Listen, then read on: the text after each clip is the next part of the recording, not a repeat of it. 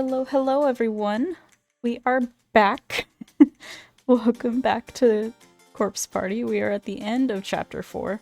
This whole video is basically just one massive cutscene, to be honest. Much like the intro for the game, I do very little actual moving around. I do start to stutter a bit through some of the dialogue because if I talk for too long, I actually do start to like mix up my words and like they'll slur together. It's weird. I don't know. But it also auto skips me at one point, but hopefully that's okay. This one is a pretty wild ride. Which one do we give it to?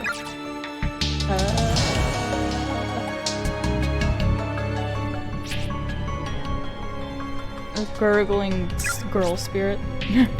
She's got no head above her chin.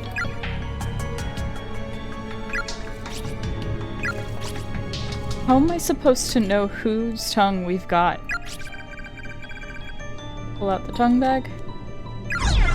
Sure.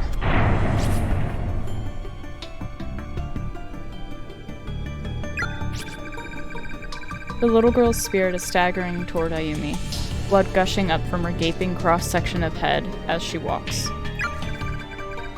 Please be the right one. Tokiko Tsuji. This is yours, isn't it? I'm giving it back. Offered the spirit Tokiko's tongue.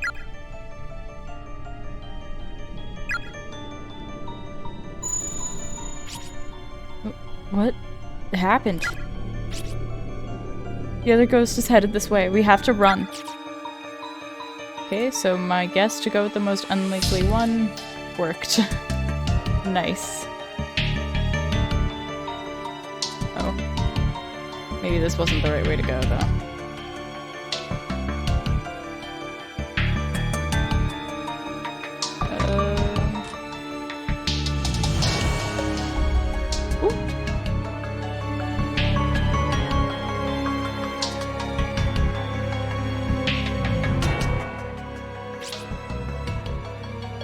Doll is crying again.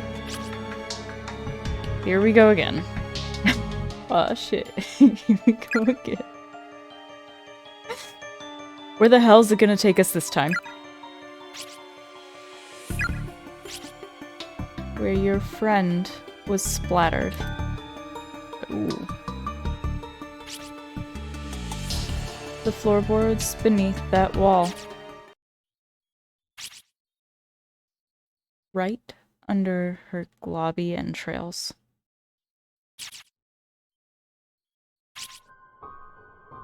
Where the floor dips and the blood pools. Drip, drop, drip, drop.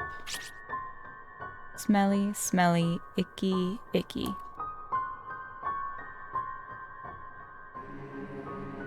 Get in there good and dig it out.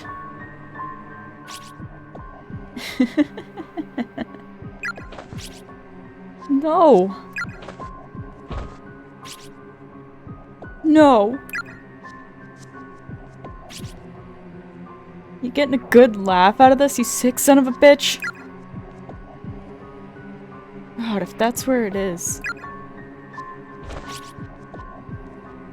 I'm not sure we can ever bring ourselves to get it. Sure you can. It's your only way out. Is someone there? Murashige, you're alive. Huh. Kishinuma. And the class rep too. I'm very glad to see you both safe and sound. She doesn't seem very sound. Hmm? What happened?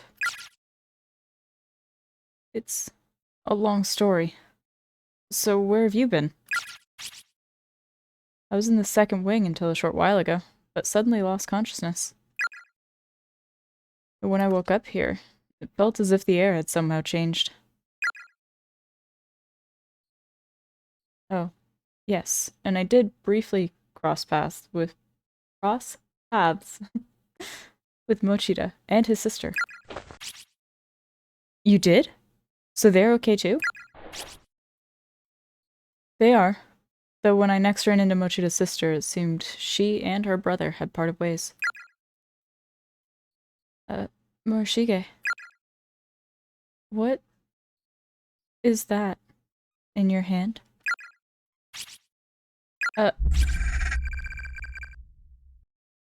Murashige appears to be grasping a blood-soaked pouch in its hands. Hmm? Oh, this? I, found it under the floorboards in the hallway. Just up these stairs.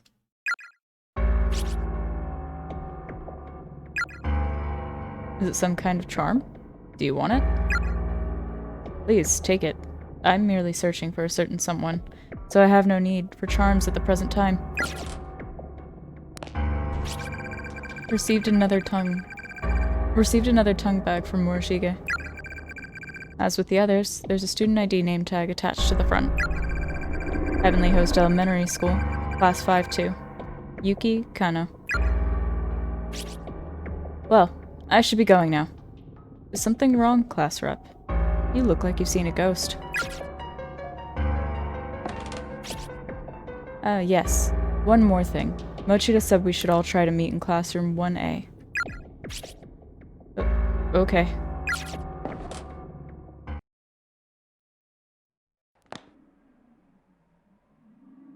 I'm guessing...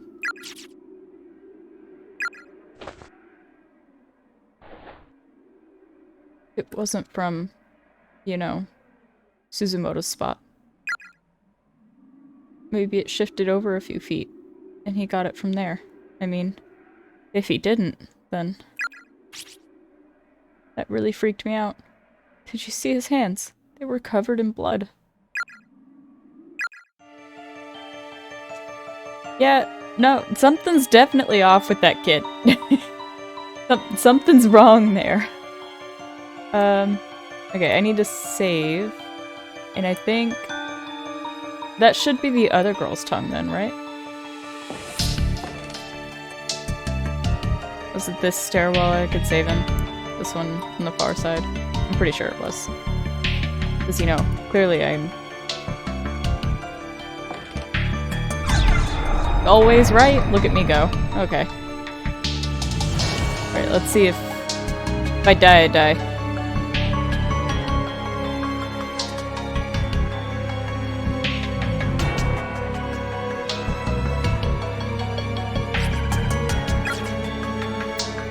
She's still up here? Yeah. Get back. Get back! This girl's missing an eye. Oh. All we've got is a tongue. Is that going to be enough? What do we do? Run? Pull out the tongue bag.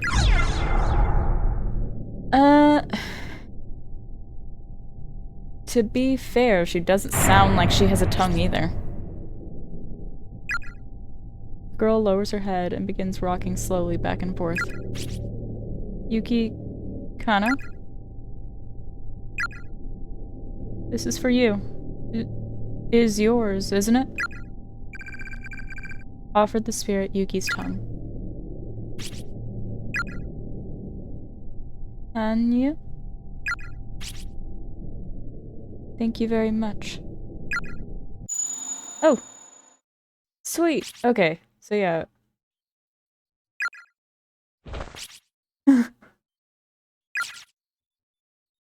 We did it. We did it, Shinozaki. All three of them. All that's left is the girl in the red. No. No more. Every time I talk to these ghosts, I feel like I'm getting closer and closer to death myself. Do you have any idea what that's like? I keep picturing how I'll look when I'm dead, and I'm not even trying. It just pops into my head all on its own, and it's such a horrible image. I want to go home. I just want to go home, back to my mom, and my sister, and Mochida. Shinozaki. Alright, next one is mine then. Okay? So just try to pull yourself together. What? Uh-oh. God damn it, not again! This one's big, too.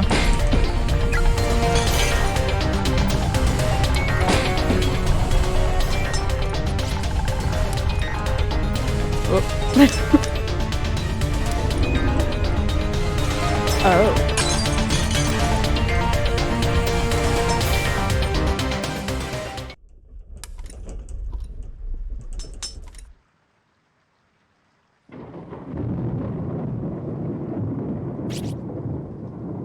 Oof. Was I knocked out? Where am I?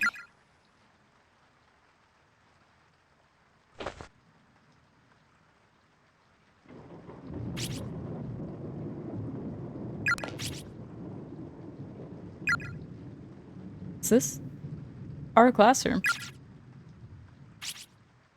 For real?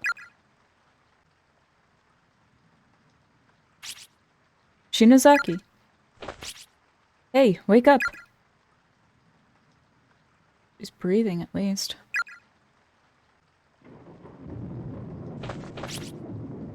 Shinozaki, come on, wake up already. Kishinuma?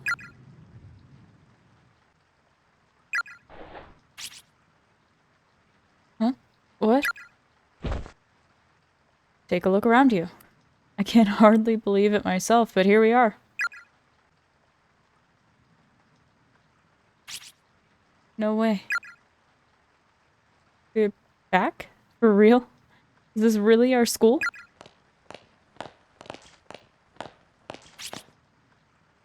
It's really real. Check it out. Here's my desk. Mine too. It's right here. I can't believe it. So it's true. Yeah, we made it. We're home. We're home. Fuck yeah. Suck on that, world.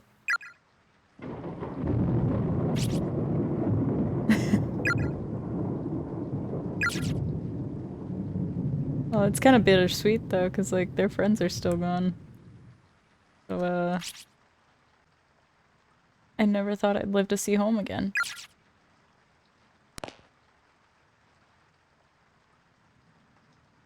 Guess there's no Satoshi, or Miss Yui, or anyone else, huh?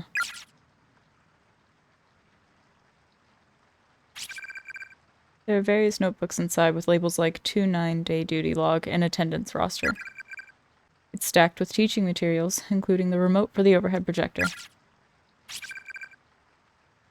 The shelves are filled with personal effects belonging to the class 2-9 primary and assistant homeroom teachers.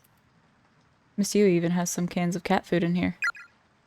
I'm not sure that's the sort of thing she should be storing in the classroom, though.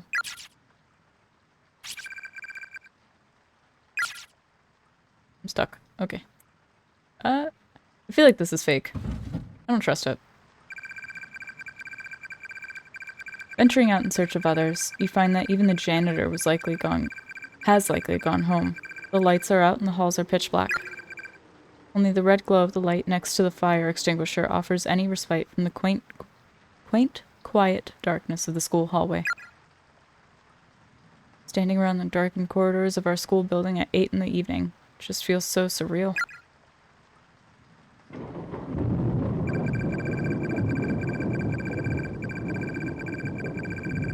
As the thunder and rain grow in intensity, the windows begin to condensate with moisture, turning white in contrast to the corridor's sea of black. Is this reality?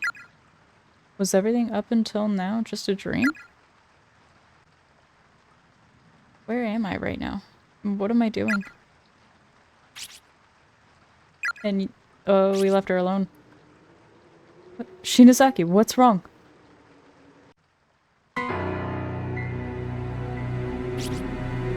What?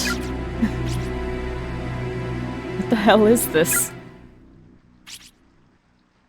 It's not over, is it? Why isn't it over? Why? Damn it.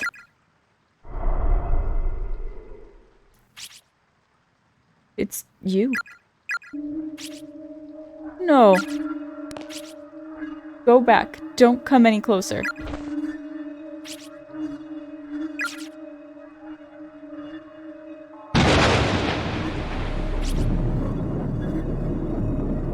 was a rainy evening after school, just like this one.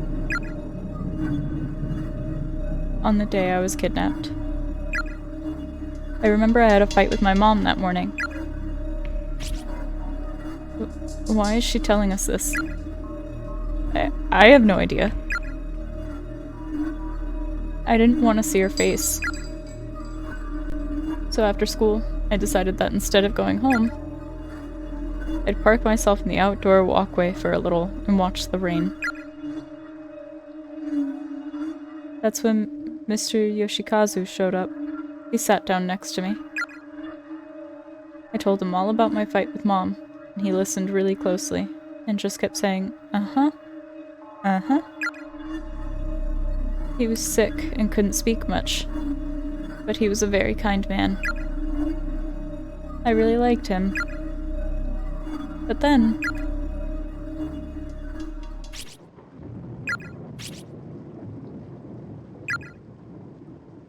You... too. I'm so sorry. She's so tiny. She must be... 5th grader. Yuki Kano, right? Thank you for what you did back there. For making the effort to help those of us who were killed in that school. Didn't we succeed, though? Why are you still here? You didn't. But we returned your tongues. We gave you back the ability to tell your story. And we even got your murderer to repent for what he did. Is it just that you can't forgive him, no matter what? Teasing us isn't about forgiveness. It doesn't matter if we forgive or not. Repentance is between the criminal and the victim. It's the sole act capable of moving us. And we exist as fragments of the sacred ground upon which Heavenly Host is sealed. I believe that moving us is your best course of action. Sorry. But it's not enough. His repentance just wasn't enough. So you're saying his words, the words spoken by the doll, weren't good enough to appease you? That's not...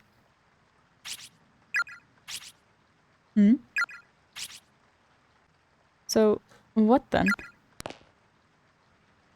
Why do you feel the need to trap one innocent stranger after another in that godforsaken place?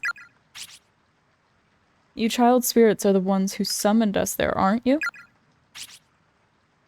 That's not true. The hell do you mean by that?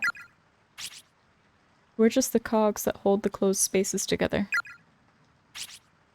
But you killed Suzumoto, didn't you? Wait. Huh? Let's hear her out.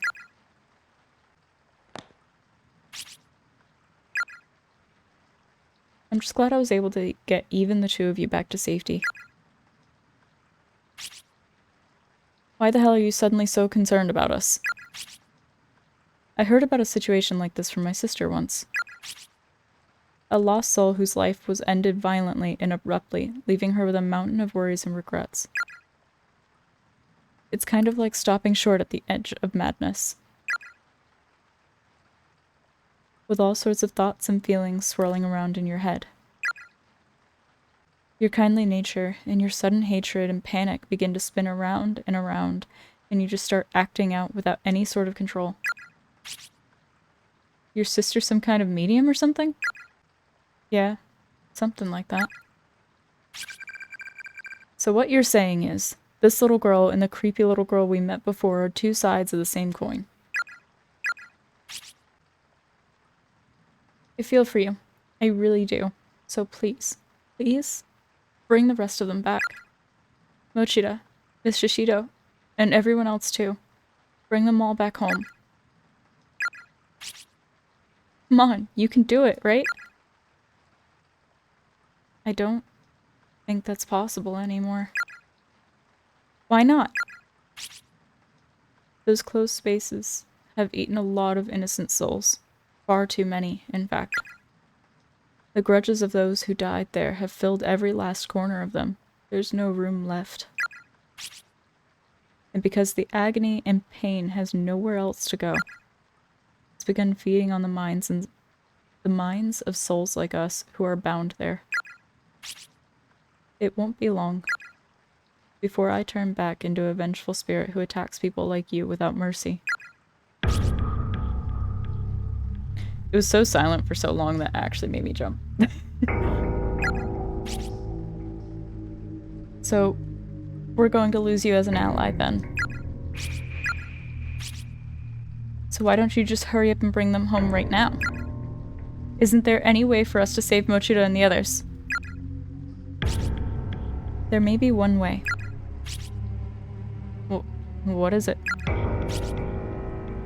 I think you already know. You have to return to the closed spaces. Find all 4 of us Heavenly Host serial kidnapping and murder victims. And put us all to rest. Then, the closed spaces won't have their cogs anymore, so they should begin to fade from existence. And you just might get your friends back. You expect us to go back? And this time, instead of just having one person left to appease, we have to go back to the drawing board and appease all 4 of you? Why couldn't you tell us the reason our previous efforts weren't good enough? What is there to hide? It's just something I don't want to remember, but if you really want to know, I'll tell you. I'll tell you everything that happened. Yuki's spirit gently took hold of Ayumi's hand, and in an instant, their 2 beings seemed to merge together into a single mind. What's going on? Shinozaki? It hurts. It hurts.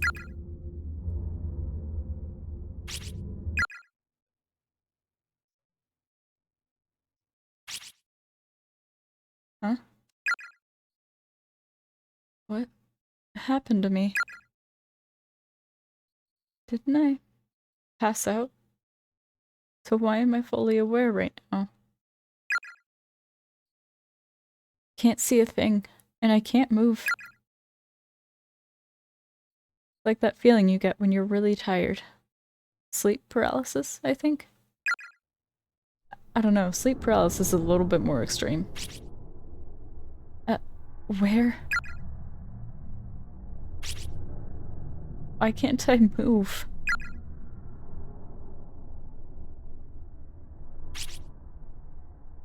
Sachiko Shinozaki, the little girl in the red dress, and the only survivor of the horrific I almost said murders that occurred in Heavenly Host Elementary School.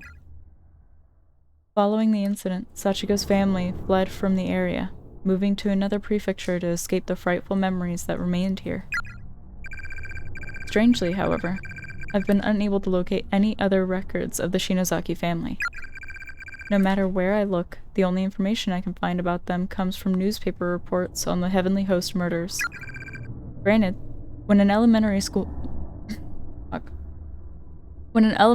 becomes the stage for a grisly incident such as this, perpetrated by none other than the principal's own son, it stands to reason that the scandal would serve as the primary focus for public interest, with all other details fading into the background. So of course, after learning that Sachiko was safe, further news of her whereabouts was largely ignored, in favor of the media circus surrounding the school. But there's more to it than that.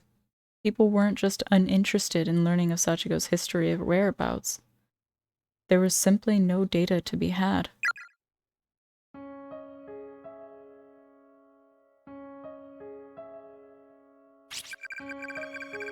I can't move my body because of sleep paralysis, I guess. But I can clearly see the room I'm in now. There's 1 boy and 2 girls in here, aside from myself. I recognize them. They're the children who were killed in Heavenly Host during that incident, but they're still alive. Unfortunately, they're all bound hand and foot, and just sprawled out on the floor, and so am I. That's the real reason I can't move.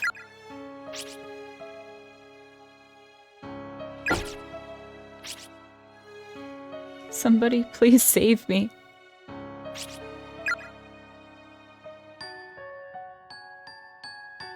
He can't even actually speak. No. Stop. No. Please, no. Her eyes. No, I can't see. Now I'm blindfolded. I can't see a thing that's happening to me. And since my hands and feet are tied up, I can't remove the blindfold either. That just makes everything so much worse. I guess because I can't see, I begin to listen more intently. There's frightened sobbing. The helpless cries of the other children echo off the walls of the cramped room. I'm so scared. It feels like my head's going to explode. What are you doing to me? Why am I blindfolded? Untie me! Cut the ropes. I want to be able to use my hands and feet. Please. Please! I kept begging and pleading, but all I heard in response was the man walking away from me. In order. Okay. In order?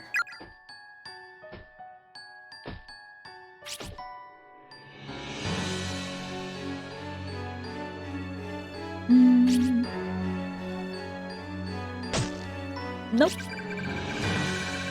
I've never heard screaming like this before. It's pure, primal terror, cutting through the air like a perfect sine wave. It's the boy at the end. Feels like he's been screaming for an eternity. I think he's being killed right now.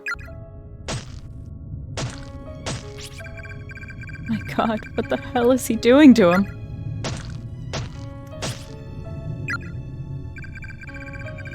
No one deserves this. Why isn't God allowing him to fall unconscious so he doesn't have to suffer?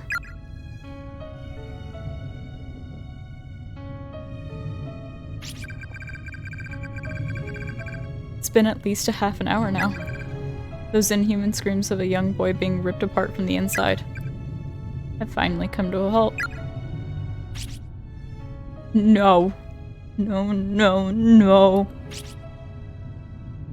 Without even a single moment of silence, the first of the girls in line is the next to scream for her life, and the symphony goes on. Jeez. God. I can't take any more of this. I'm losing my mind.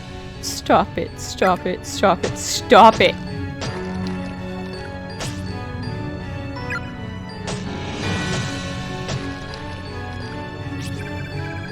Is it still going on? Come on, just die already. Die already? God, what is wrong with me? You know what? I don't care. Just get it over with and leave me in peace.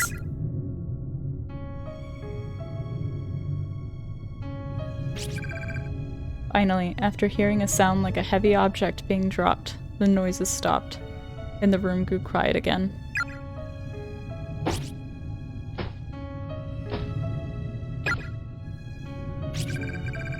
Those footsteps are getting closer. All my hair is standing on end at this point. Everything below my stomach feels like it's frozen. Like I've suddenly been stricken with severe diarrhea. In order. Oh. Which means it's my turn now. Someone's got me by the hair. They're pulling my head up and taking off my blindfold, which means I get to see the face of my killer. The 4 missing children were found in a basement room at Heavenly Host Elementary School, unused and officially sealed since the building's construction. When authorities entered, they were greeted with an inhumanly horrific sight.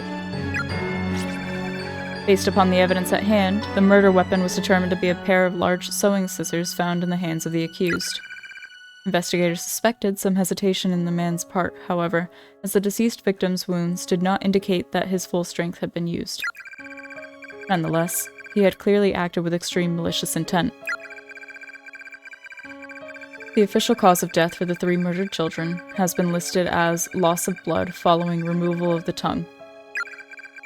But the actual state of affairs was not quite so clinical, nor even so pleasant, if you can believe it. The following details have been extrapolated from information previously unreleased to the public, or at least previously unreported by news outlets. These details of the crime are based on the official police testimony of Sachiko Shinozaki herself. Evidently, the victims were bound, blindfolded, and spaced out on the floor.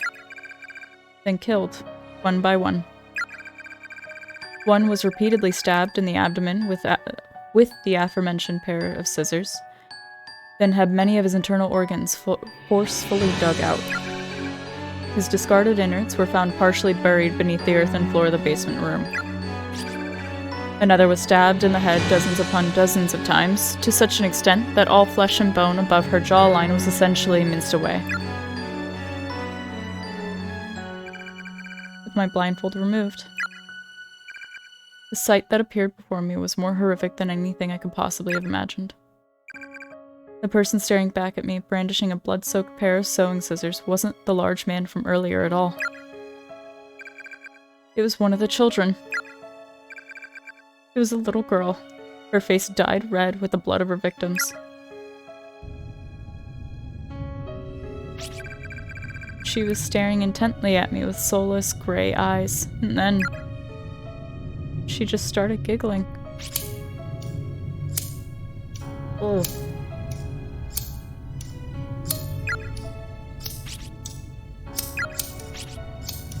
She was opening and closing the bloodied scissors over and over again, and the sound kept echoing through the room.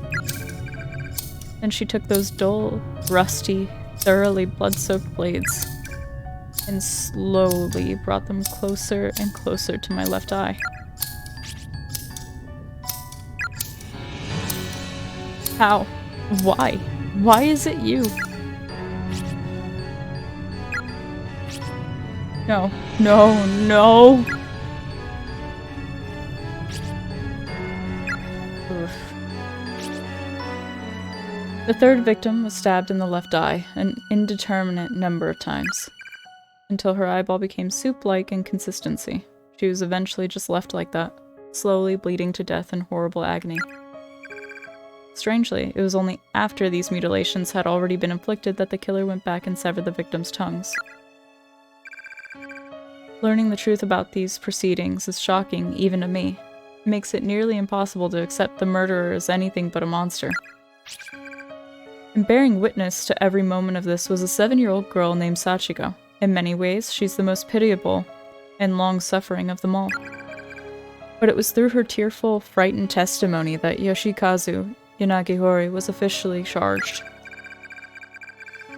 Now, going back to the hunt for information on this unfortunate girl's whereabouts, it was her words that ultimately led to Yoshikazu's sentencing. Therefore, it comes as no real surprise that sensitive information pertaining to her and her family would be withheld. That's to be expected. What's not expected, however, is that there's not even the slightest trace of this information left to find. It's as if it simply never existed. Therefore, I cannot help but consider alternate possible explanations, and I remind you, this is mere conjecture. But one question keeps nagging at the back of my mind. Was Yoshikazu Yanagihori really the murderer of these 3 victims? Is it possible this crime was not actually perpetrated by him at all? Think about it. In his final days, Yoshikazu was incapable of communicating with others through speech. And despite his childlike reversion, he'd always been a personable and friendly man. As the saying goes, he wouldn't have hurt a fly. All his relatives, friends, and neighbors confirmed as much, shocked to hear that such a kindly man could commit these unconscionable atrocities. He certainly had no motive for the crime either. There was nothing for him to gain from it. And again, he may simply have lost his mind. Look at his father. It was around the same time that Principal Takamine Yanagihori suddenly began speaking in tongues and acting in a most peculiar way. Not to mention scribbling incomprehensible gibberish all over his walls, as if possessed. He seemed frightened of someone and would often be found crouching in the corner of his office, moaning and thrashing when visitors came by.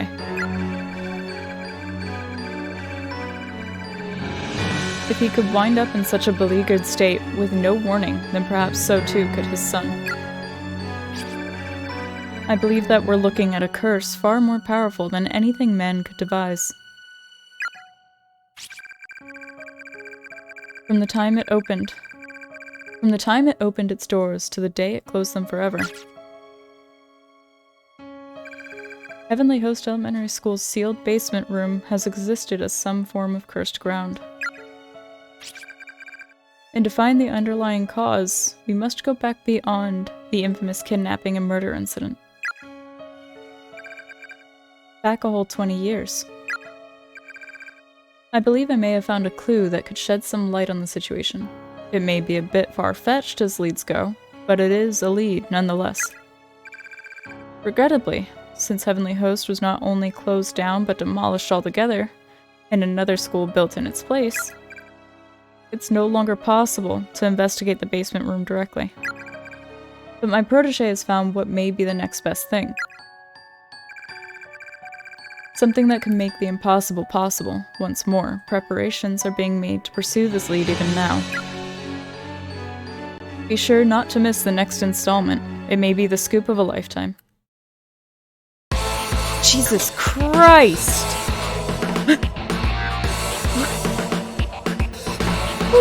Why would you just kick up with that? Even chapter 5. Corpse Party blood covered. Alright. Okay. Cool. My heart.